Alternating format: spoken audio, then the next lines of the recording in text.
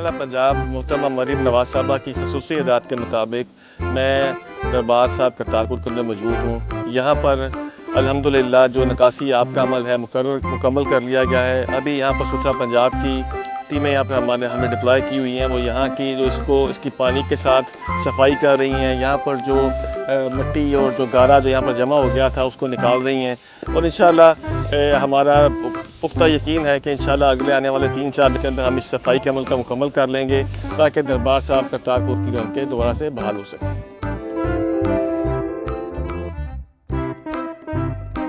इस एरिया के अंदर ये जितना सहन है, इस सभी सहन के अंदर तकरीबन जो है 12-15 फुट पानी था। यहाँ पर जब हमें यहाँ पर लोगों को रेस्क्यू करने आए थे तो हमें यहाँ पर कश्ती पे आना पड़ा था, लेकिन अल्हम्दुलिल्लाह अभी यहाँ पर निकासी आप देख सकते हैं कि हर तरफ आपको पानी किसी तरफ खड़ा नज़र नहीं आएगा। सब पानी यहाँ से निकाल दिया गया।